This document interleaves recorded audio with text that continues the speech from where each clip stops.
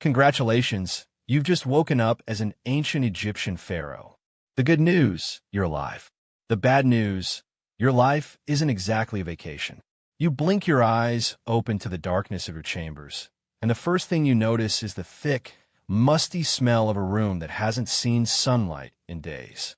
It's like a stale bread crust that's been left in a damp cellar for weeks. But here's what nobody expected.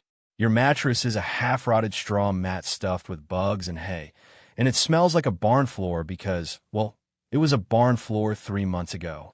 It's like sleeping on a hay bale that's been sitting outside in the rain. No memory foam, no pillows, and definitely no Egyptian cotton sheets. Just a scratchy wool blanket that hasn't been washed since last winter.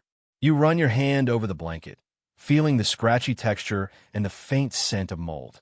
It's like a medieval version of a hotel towel, but worse. The sound of a distant clanging bell pierces the silence of your chamber. It's the ancient Egyptian version of an alarm clock, only louder and somehow even less merciful. You blink awake as the bell rings again, and you realize the sun hasn't even risen yet. It's like waking up to a car alarm in the middle of the night, but it goes on for hours. Your home is a wooden hut with one room, no windows, and a charming open-concept floor plan where your family, livestock, and domestic insects all share the same space. But here's the kicker. Your day starts with a flurry of administrative tasks, but there's a twist. The papyrus scrolls are brittle, the reed pens are unsharpened, and you have to write with a mixture of water and ink that's as thick as molasses. It's like trying to type on an old manual typewriter that's out of ink. The stakes are high. One wrong stroke and you could anger the gods. You take a deep breath, feeling the dusty air filling your lungs. But what could go wrong? You wonder as you reach for the pen. But what could go wrong? You wonder as you reach for the pen. You feel the first pinch of irritation as a bedbug bites your ankle. But here's the thing. You're not actually in a fancy palace. You're in a humble servant's quarters, pretending to be royalty for the night. You pull back the heavy wool blanket, expecting Egyptian cotton. But the coarse texture scratches your skin like sandpaper. However, you quickly realize the real issue. It's crawling with bedbugs. You try to brush them off, but it's like trying to bat away a cloud of mosquitoes. And just when you thought it couldn't get worse, you hear a loud creak, and a piece of the ceiling falls right beside your head. You blink, and there's a scorpion crawling across your pillow. You'd think it was a nightmare, but this is your new reality. Probably not a good idea to mention this to the Pharaoh's guards, is it? You decide to risk a peek out the window, and the sight is something straight out of a horror movie. It's like looking at a medieval version of the apocalypse. But here's what nobody expected. The ground outside is littered with discarded food scraps and the occasional mummified cat. It's the ancient Egyptian version of a garbage dump, and it's right outside your window. And as you try to fall back asleep, you hear the distant howl of jackals. You try to ignore the eerie sounds and focus on the bed, but it's impossible. And as you lie there, wide awake, you realize everything changed when you decided to sleep like an ancient Egyptian pharaoh. But probably not in the way you imagined. You wonder if you'll ever get to experience the luxury of a modern mattress again. But just then, you hear a faint whisper of footsteps outside your door. You freeze, wondering if it's a guard or something far more sinister. And the thought that there's an entire palace filled with secrets and dangers lurking just beyond your door. Well, that's all you need to know for now.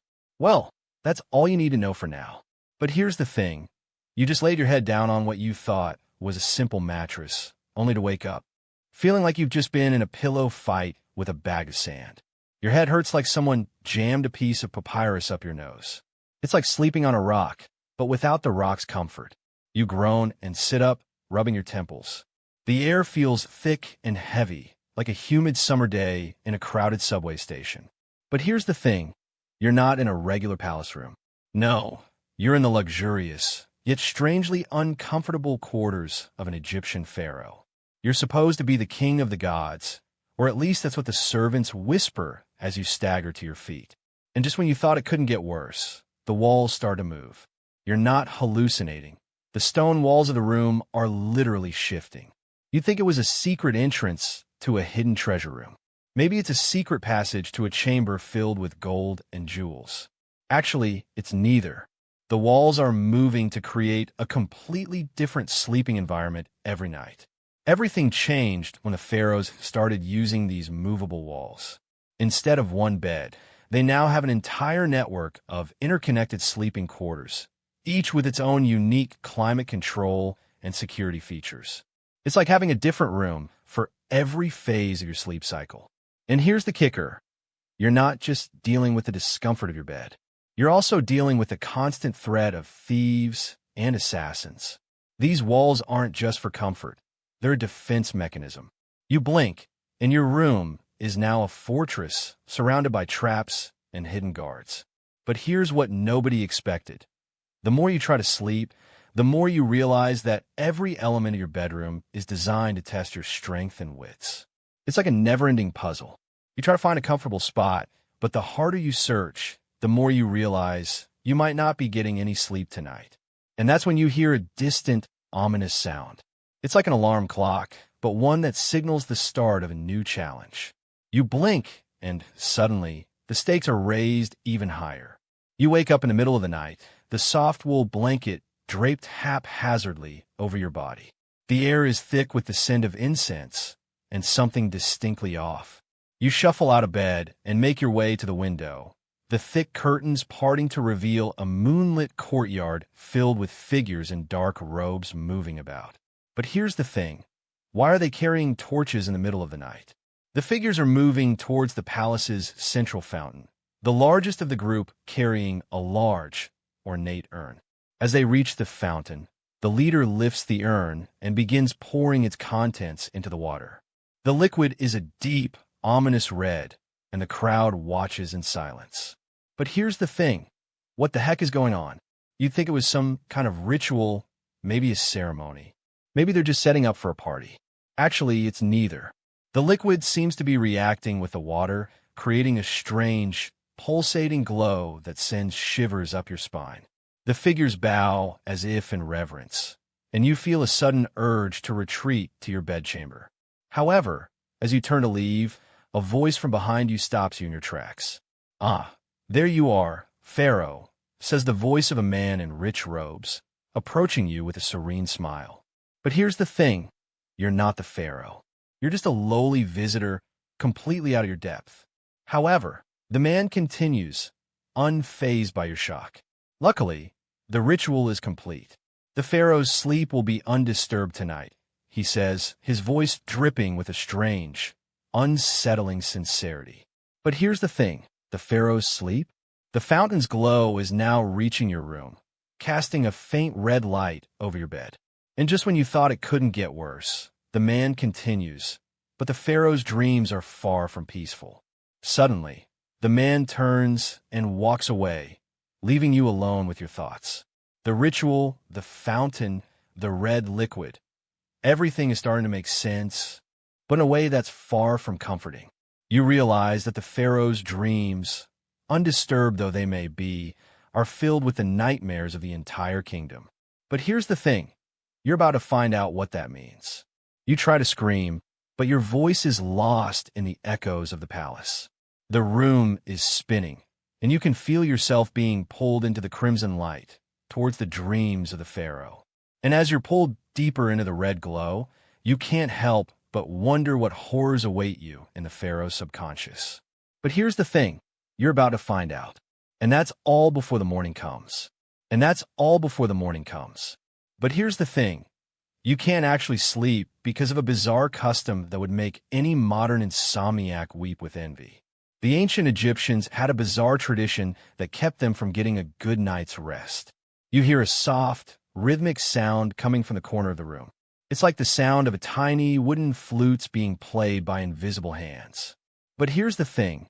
This isn't just any flute music. It's the sound of a sistrum, a sacred rattle that never ceases its dance, even in the dead of night. A young servant girl, no older than 12, enters the room, her eyes wide with the task at hand. She kneels beside your bed, holding a small rattle and a small candle. The candle flickers in the breeze, casting eerie shadows across the walls. She starts to shake the rattle gently, the sound echoing off the stone walls. "Why are you doing this?" you ask, rubbing your eyes. She looks up, her expression serious. "The sistrum keeps away the evil spirits," she says, her voice barely above a whisper. But here's the thing.